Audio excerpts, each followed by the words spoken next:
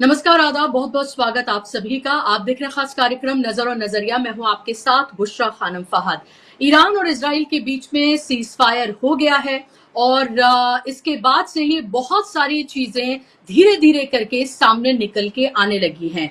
लेकिन सबसे बड़ा सवाल अभी भी गाजा को लेकर है। कहा यह जा रहा है कि ईरान जो कि हमास को सपोर्ट करता है, फंड करता है, उसने एक तरह से हमास को बनाया है। अगर उस ईरान के साथ इजराइल और अमेरिका की आपस में बातचीत होकर अगर एक सीज फायर हुआ है तो क्या गाजा की तरफ भी अब कदम बढ़ते हुए नजर आएंगे? ये मैं क्यों कह रही हूं, ये मैं आपको बताने जा रही हूं। आपको पता है कि नेटो की जो समिट है उसके दौरान गाजा को लेकर बहुत सारी बातें कही गई हैं और ट्रंप ने इसको लेकर बहुत पॉजिटिवली अपनी बातों को रखा है। उन्होंने ये कहा है कि गाजा इज वेरी क्लोज और उन्होंने ये बात सीज फायर को लेकर कही है। तो क्या बैक चैनल्स से गाजा को लेकर भी कोई सीज फायर के क्या कोई प्लान जो है क्या तैयार किया जा रहा है? क्या गाजा में जिस तरह का नरसंहार चल रहा है, कल भी हमने देखा कि वही खाने के लिए सिर्फ जो मोहताज है वहां के लोग, जो इजराइल ने जो कुछ उनके जो कर रहा है उनके साथ,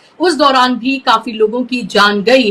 तो ऐसे में लगातार एक संकट के, एक बिगेस्ट ह्यूमैनिटेरियन क्राइसिस से जो गाजा गुजर रहा है, क्या उसमें किसी तरह का कोई फुल स्टॉप लगेगा?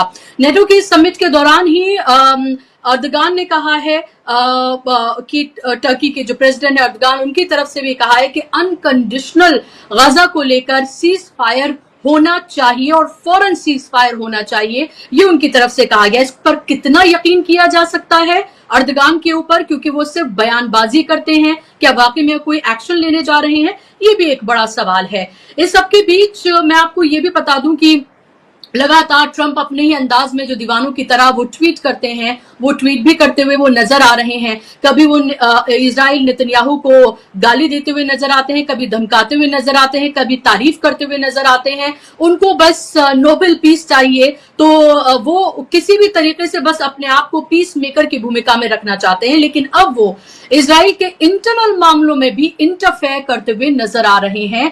क्या एक ऐसा क्राइसिस क्रिएट हो गया है इजराइल में कि अब उसको पाट पाना बहुत मुश्किल हो रहा है? क्या इजराइल अपने खात्मे की तरफ बढ़ रहा है और इस क्राइसिस में अमेरिका भी उसकी हेल्प नहीं कर पा रहा है, या अमेरिका भी जो क्राइसिस पूरा है उसमें कहीं ना कहीं जिम्मेदार है? इस तरह की भी डिस्कशंस जो है बाकायदा तौर पर इजराइल के टीवी चैनल्स पर किए जा रहे हैं। एक और खबर, एक हफ्ते से तकरीबन ये कहा जा रहा है, ये वेस्ट मीडिया ज्यादा इसको प्रमोट कर रहा है कि जो सुप्रीम लीडर है ईरान के आयतुल्लाह खामनाई, वो दरअसल एब्सेंट नजर आ रहे हैं। वहां ईरान की तरफ से कहा गया है कि उनको सेफ जगह पर पहुंचा दिया गया था।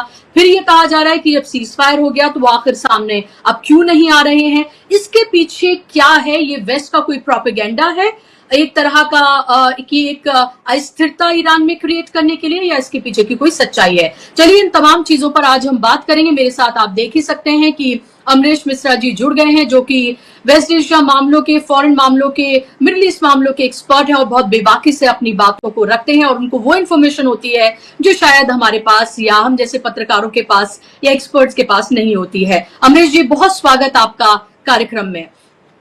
सबसे पहले मैं आना चाहूंगी गजा के सवाल पर ही, और उसके बाद उन तमाम चीजों पर हम बात करेंगे।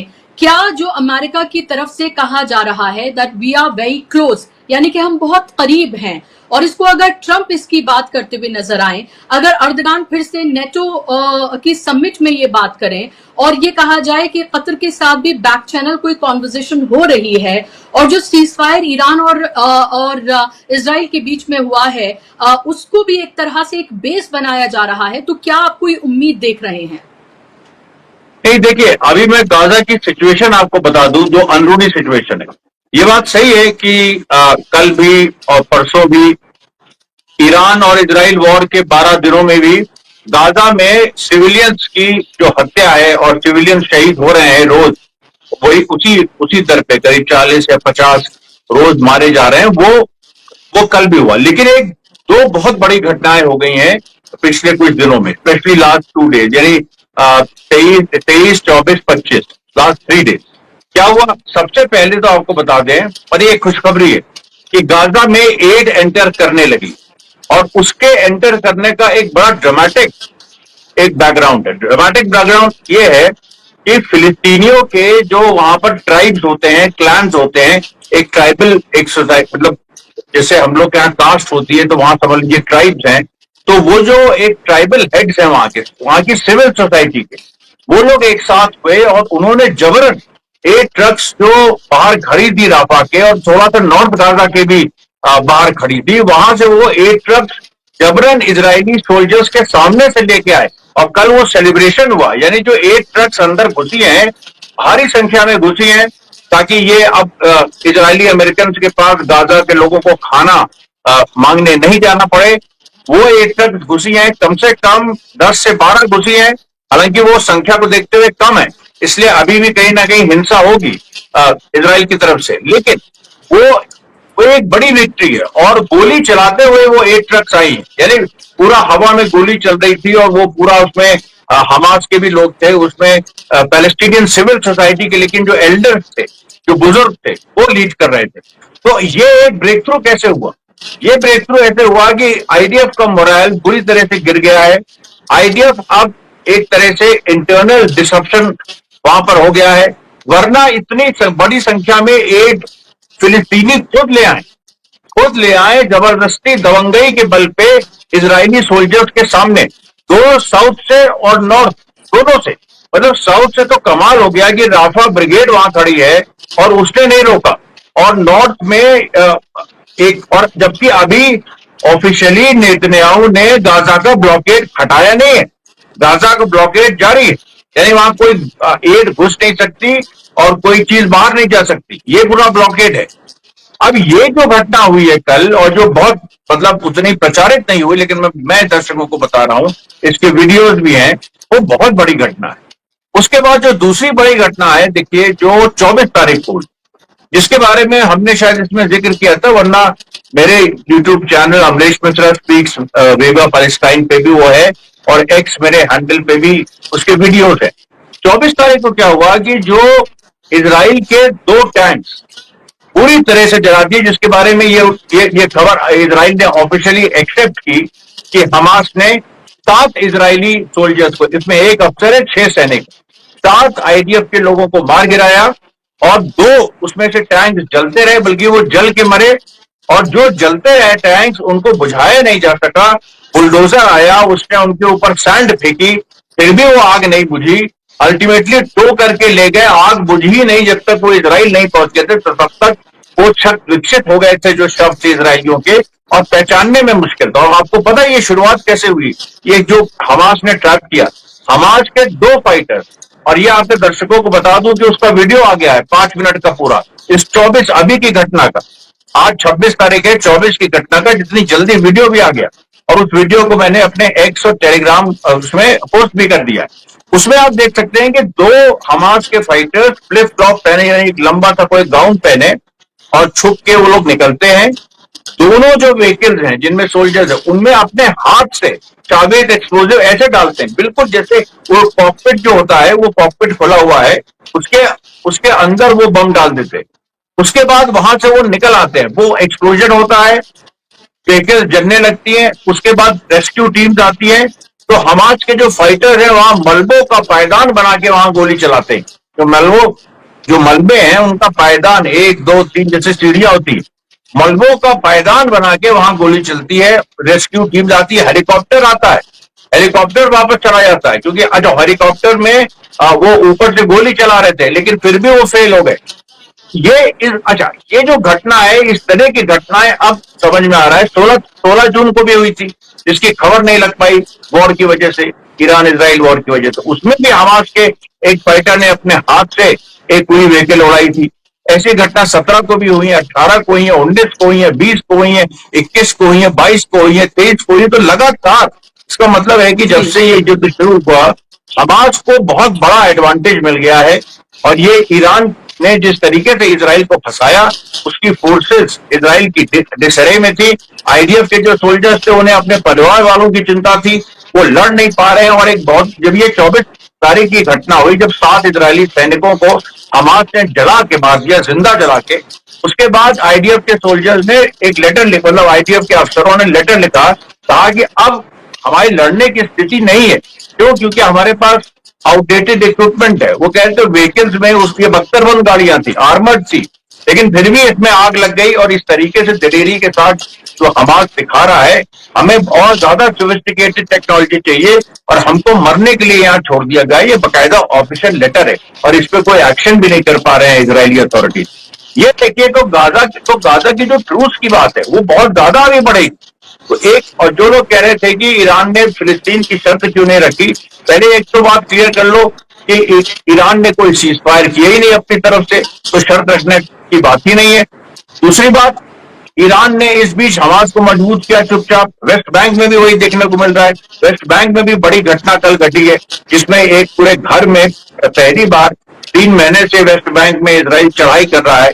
पहली बार हमास के फाइटर्स ने एक घर में घेर लिया आईडीएफ सोल्जर्स को और गोली चलाई, जिसमें कई आईडीएफ सोल्जर्स घायल हुए और वहां से पीछे हटना पड़ा। वेस्ट बैंक खुला इलाका है, गाजा बिल्कुल एक क्लोज शहर टाइप का है, तो इससे दोनों में बहुत फर्क है। वहां पर वेस्ट बैंक में अब एक बड़ा आर्म्ड अपसर्ज हो गया है। वहां पर हजारों पैलेस्टीनियन रेजिस्टेंस फाइटर्स आईडीएफ पे हमला कर रहे हैं। इसमें गाजा का ट्रूथ इनएविटेबल है।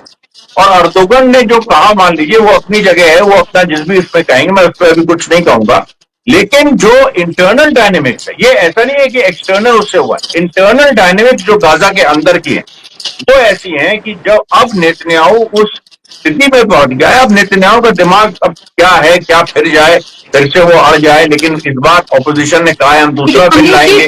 जी अमरीश जी, एक जो बात मैं कहना चाह रही थी कि जब वो फोटो सेशन हो रहा था, जब नेटो के सारे 32 के 32 मेंबर्स जो है उसमें खड़े हुए हैं, उसमें देखा जा सकता है साफ तौर पर कि ट्रंप है, उनके बराबर में अर्दगान खड़े हुए हैं और अलग से वो हाथ पकड़कर उनकी जो है बात कर रहे हैं। फिर दोनों की अलग से कॉन्वर्जेशन है, उसमें पूरा का पूरा ये दिखाया जा रहा है कि देखिए अर्दगान जो है वो बहुत कंफर्टेबली बैठे हुए हैं और ट्रंप थोड़े झुके हुए बैठे हैं।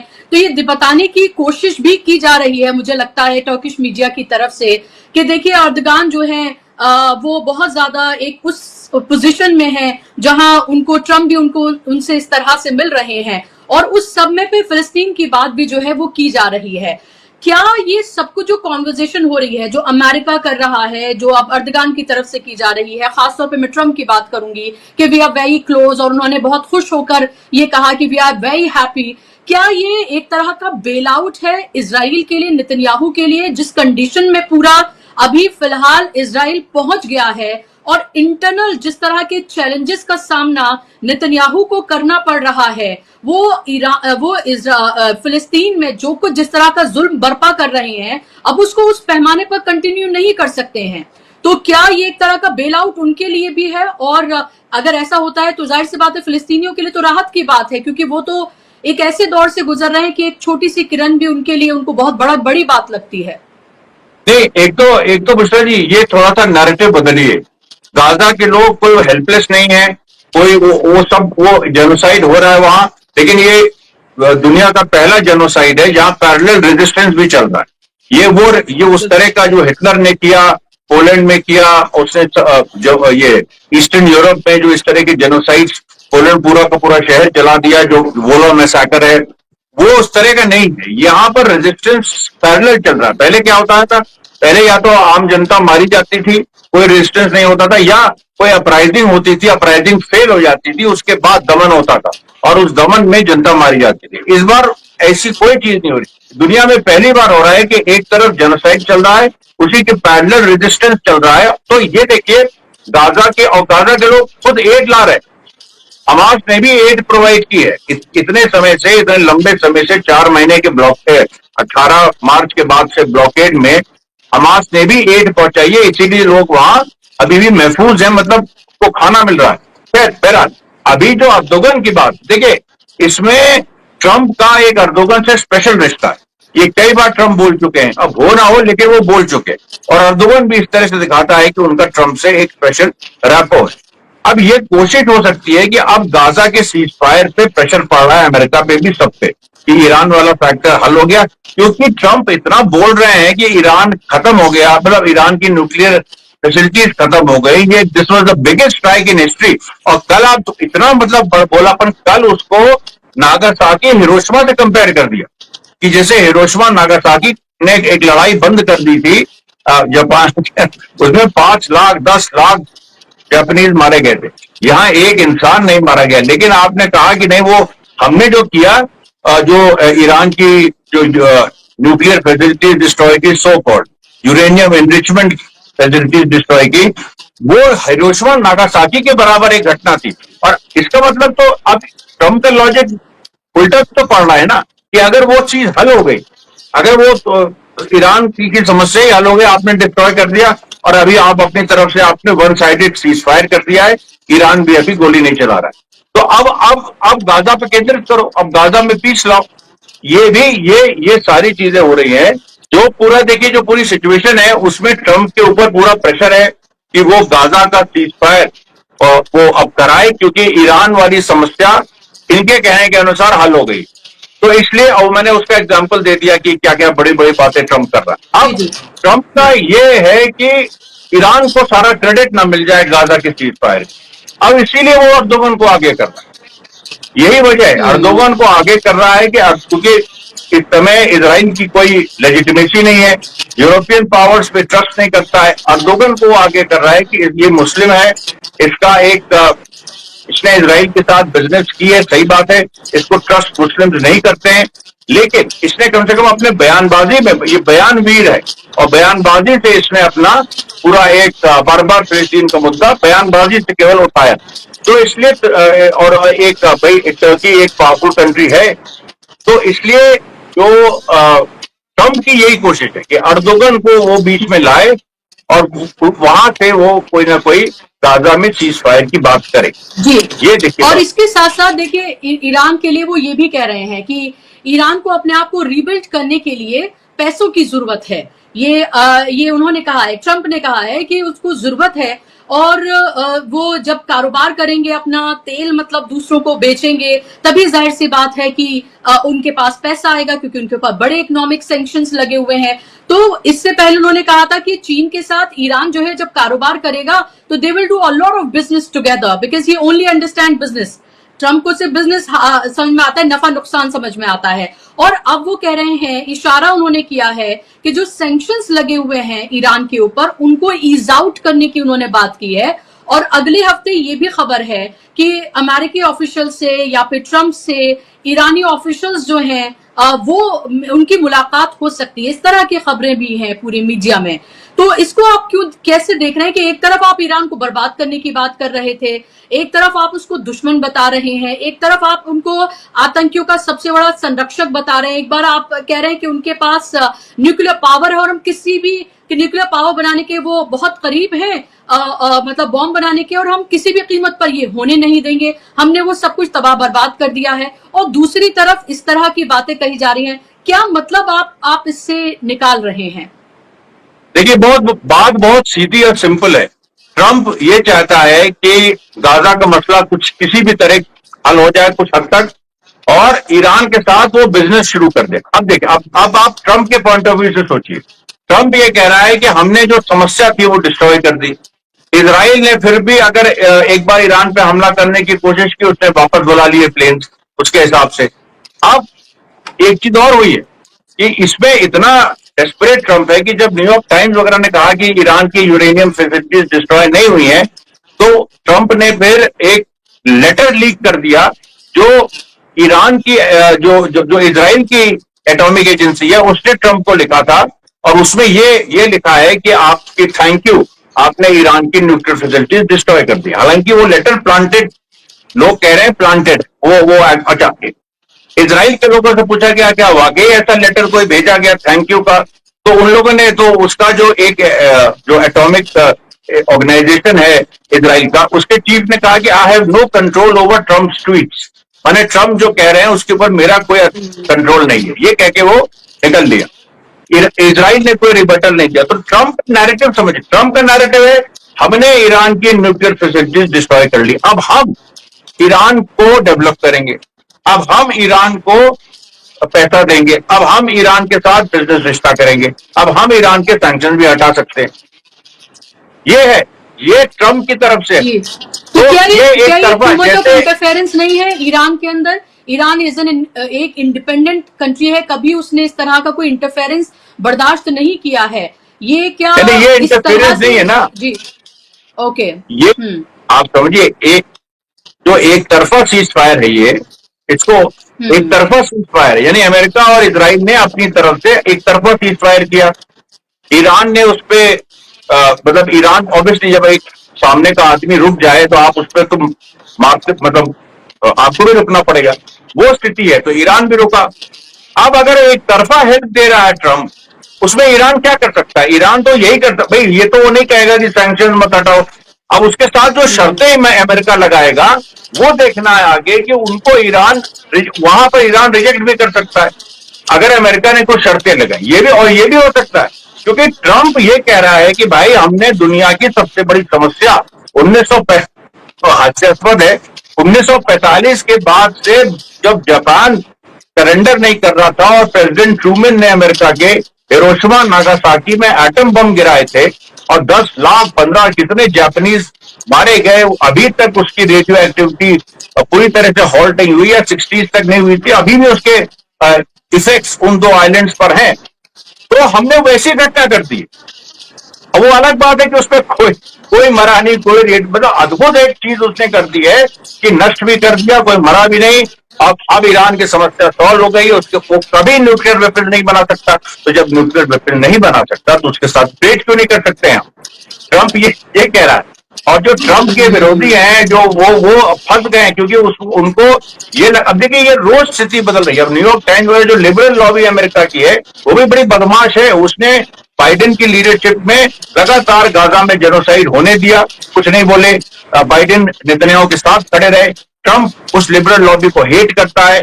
अब वो लिबरल लॉबी कोशिश कर रही है कि ईरान का जो इसने लॉजिक ट्रंप ने दिया है एकदम नए तरह का लॉजिक, इसको वो काउंटर करे कि नहीं ईरान में न्यूक्लियर वेपन है, ये ताकि कल ट्रंप ईरान से कोई डील ना कर पाए, सैंक्शन ना हटा पाए। ये भी लिबरल्स का बहुत ही गंदा रोल है। अब इसको ट्रंप, इसीलिए ट्रंप गुस्सा हुआ था, उसने ट्रंप कहा था CNN और न्यूयॉर्क टाइम्स को। ट्रंप की ये लाइन है, वो ये चाहता है कि भाई हम बिजनेस करें ईरान के साथ, ईरान के पास इतना तेल है, सब कुछ है, हम बिजनेस करें। अब वो जो शर्तें लगाएगा, और हो सकता है शर्तें ना भी लगाए, वन साइडेड एक चीज हो जाए, तो वो देखना होगा। वो अभी उस पर कुछ नहीं कहा सकता। अगर विटकॉफ की मीटिंग ईरान के डेलीगेशन से होती है जिसमें बहुत बड़ा इफ है, बिग इफ है, तो अगर होती है तो वो मीटिंग में क्या बातचीत हुई, क्योंकि ईरान का अभी तक ये एक क्लियर रुख है कि यूरेनियम एनरिचमेंट हमने नहीं गिव अप किया है। ये बिल्कुल बयान आया, आज भी बयान आया है, यूरेनियम एनरिचमेंट हमने बिल्कुल खत्म नहीं किया है। हमने अपना मिसाइल प्रोग्राम हमने खत्म, मिसाइल प्रोग्राम तो खैर बढ़ा ही आगे, कोई मिसाइल की बात, लेकिन ट्रंप इस तरह से कह रहा है कि अब ये न्यूक्लियर खत्म तो मिसाइल भी खत्म।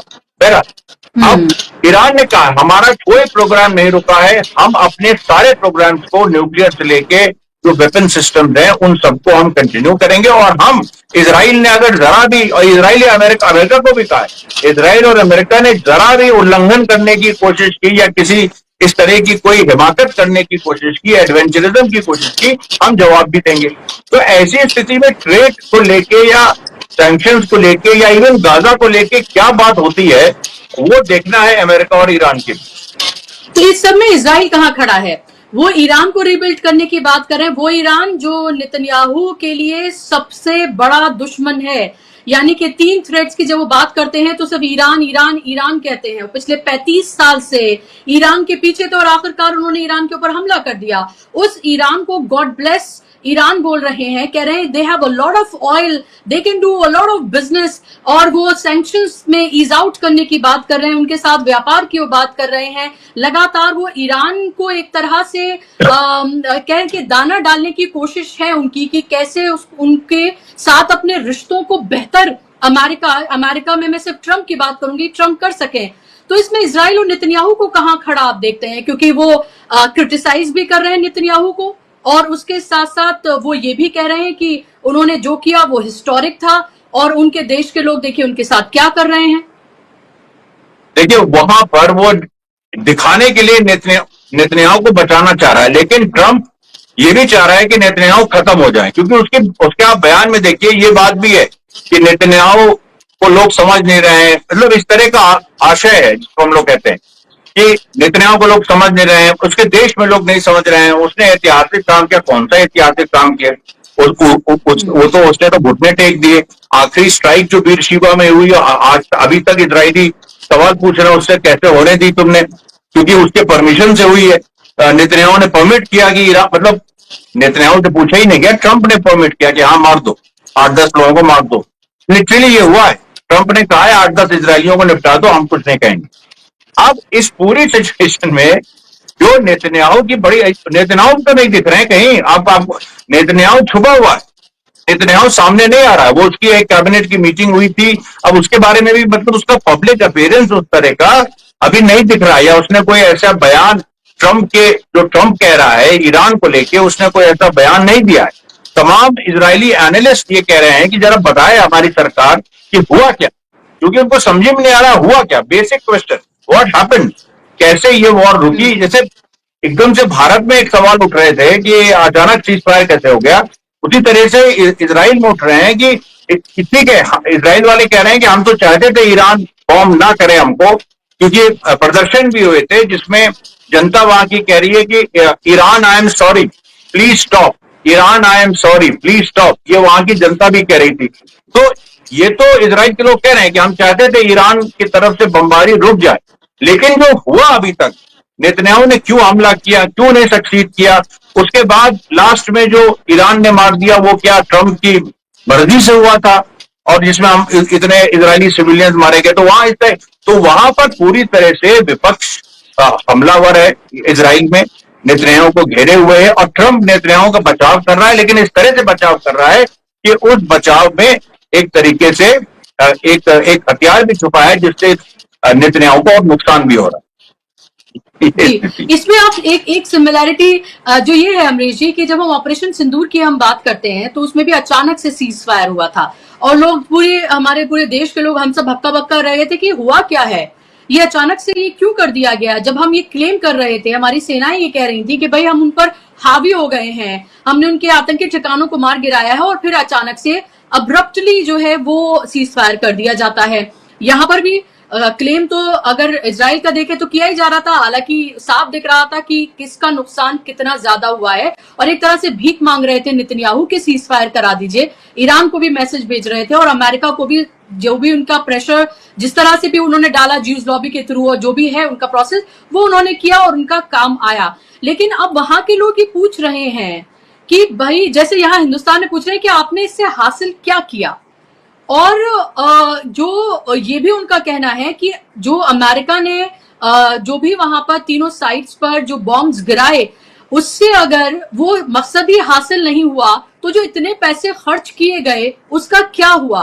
तो आपको नहीं लगता कि इंटरनली नेतन्याहू इतने ज्यादा उससे गुजर रहे हैं, क्राइसिस से गुजर रहे हैं, कि कभी भी कुछ भी वहां पर भी हो सकता है। और दूसरा, इस क्या ऑपरेशन सिंदूर जैसे कहा गया कि कंटिन्यू है, तो आपको नहीं लगता कि इजराइल की जो मंशा है ईरान को लेकर वो भी कंटिन्यू है, और ईरान, इसीलिए ईरान में अभी आप देखेंगे कि लगातार एक इंटरनल चर्निंग चल रही है, जो वहां पर मोसाद के एजेंट्स हैं या इंटरनल जो जिन्होंने इंफॉर्मेशन पहुंचाई है उन सबको अरेस्ट करने का सिलसिला लगातार जारी है, एग्जीक्यूट करने का सिलसिला लगातार जारी है, और ये कहा जा रहा है कि सबसे ज्यादा जो कुर्दिश रीजन है वहां पर ईरान की तरफ से किया जा रहा है, बॉर्डर्स पे भी सेनाएं लगाई हुई है। देखिए, ये तो बात सही है, ये तो मैं बोल चुका हूं कि नेतन्याहू बुरी तरह से घिरा हुआ है।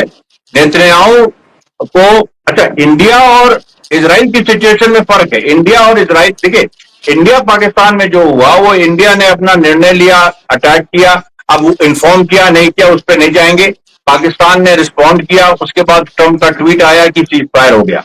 यहां लेकिन तो अमेरिका ने बकायदा अटैक किया ईरान पे। यानी अगर भारत पाक की सिचुएशन में देखें तो अगर अमेरिका पाकिस्तान की कुछ फैसिलिटीज पे अटैक करता तो, और तब वो सीज फायर अनाउंस करता, तब एक अलग बात होती।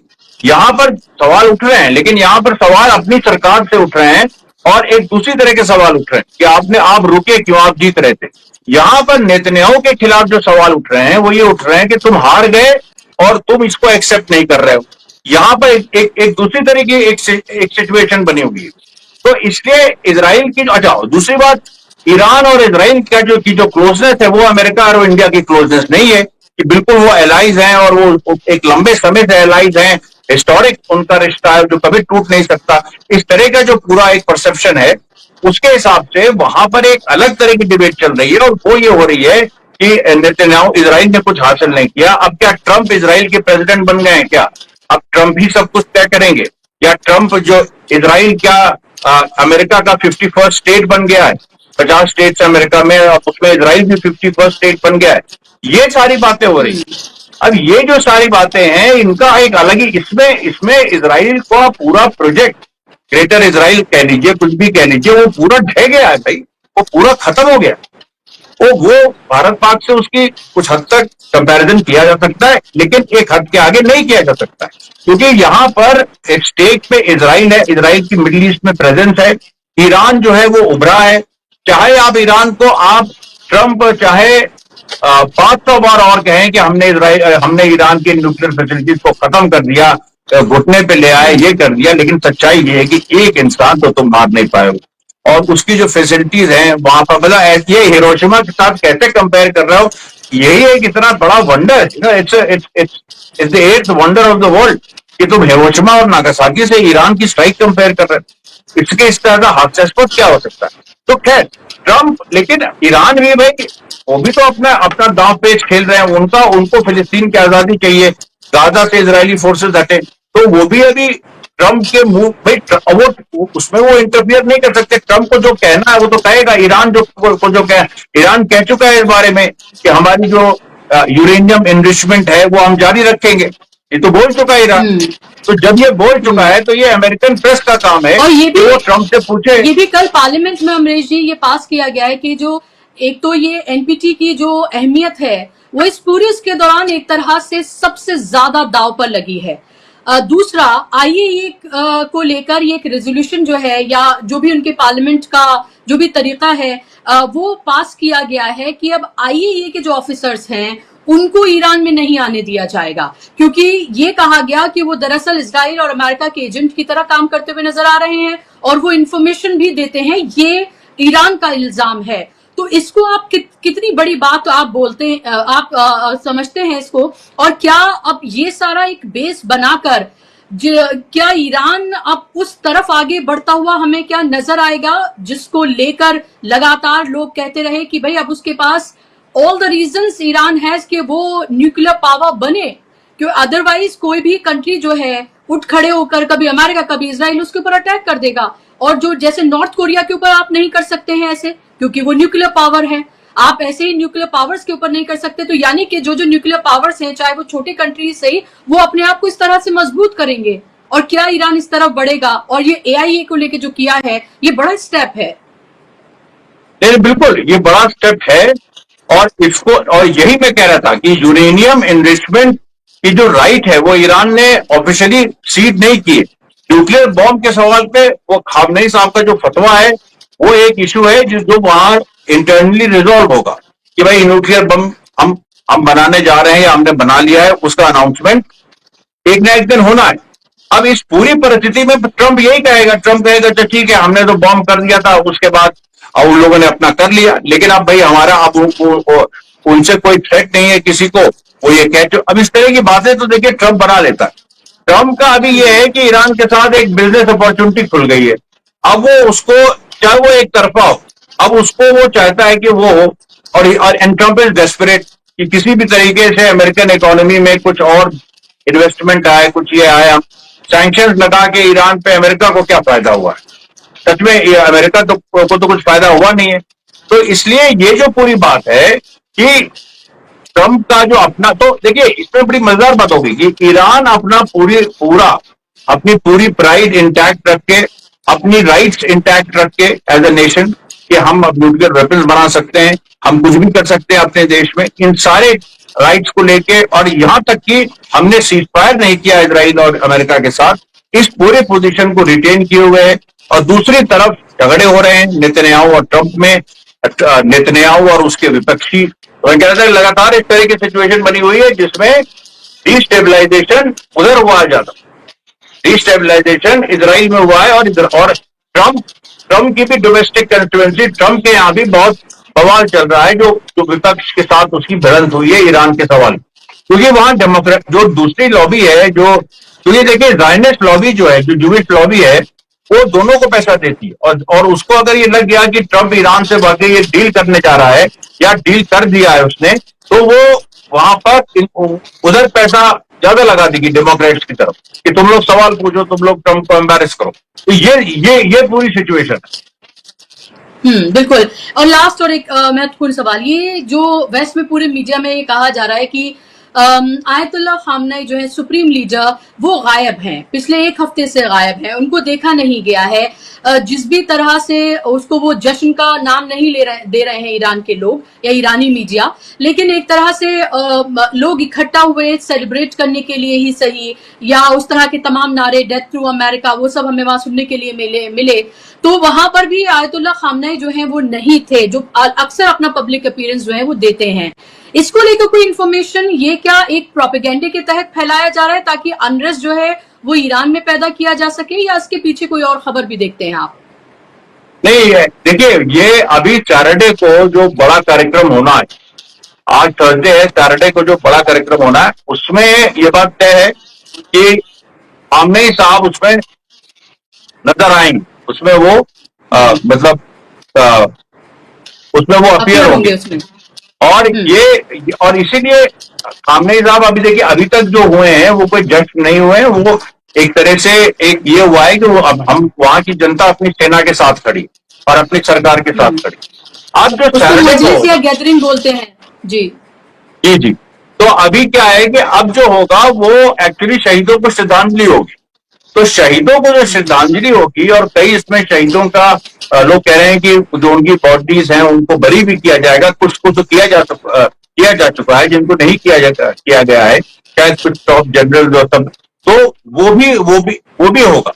तो उसमें खामनेई साहब के अफेयर होने की एक संभावना है। लेकिन आप ये इसको भी, अगर वो नहीं भी होते अफेयर, तब भी एक बात मैं कह रहा हूं, तब भी उसमें ईरान के अंदर कोई डिसरप्शन है ऐसी कोई स्थिति नहीं, क्योंकि जो थ्रेट इजराइल ने पोस्ट किया था रिजीम चेंज का, वो उन लोगों ने दबा दिया है, वो पूरा, और वो कभी विद्रोह हुए नहीं, वो एक कुछ एजेंट्स थे, हालांकि बहुत ही स्ट्रांग थे, कर्दिस्तान से लेकर तेहरान तक सब जगह फैले थे, उसमें मोसाद के लोग थे, उसमें जो इरानियन कर्ड्स हैं वो थे, और प्लस जो और भी जो ऐसे ईरानी जो अपनी रिजीम का विरोध करते हैं वो भी थे, बड़ा हिस्सा, और हमेशा रहेगा एक हिस्सा जो रिजीम का विरोध करेगा। तो वो जो है उसको वेपनाइज कर दिया था, Israel had weaponize the Iranian opposition, but that weaponization failed because उसकी स्ट्राइक ही नहीं हुई, और वो जो उसने स्ट्राइक की शुरू में, उसके बाद there was a massive crackdown, और वो क्रैकडाउन अभी तक चल रहा।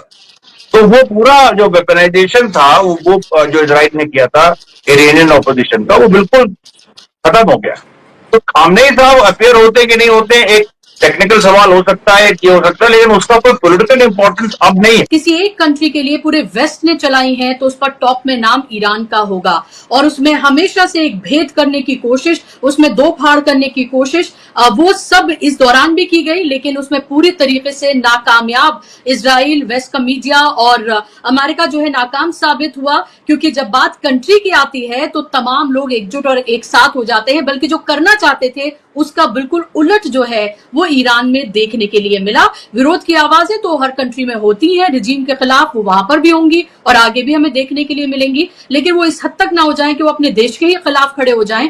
वो वहां पर अभी जो है वो आवाजें पूरी तरीके से हम ये कह सकते हैं कि जब कंट्री की बात आई तो वो अपने कंट्री के साथ खड़ी हुई पूरी तरीके से नजर आई। अब देखना ये होगा कि ये सब कुछ जो डेवलपमेंट्स हैं ये किस तरफ जाते हैं। क्या वाकई में जो सबसे बड़ा सवाल है कि जो बातें कही जा रही हैं, जो पॉजिटिव थोड़ी बढ़ती हुई नजर आ रही है, कि क्या गाजा में परमानेंट सीज फायर होगा और वहां के लोगों को उस तमाम तकलीफों से क्या कुछ दिन के लिए निजात मिलेगी, ये जानना बहुत जरूरी है। कुछ दिन मैं इसलिए कह रही हूँ क्योंकि निजात तो तभी मिलेगी जब वो आजाद होंगे।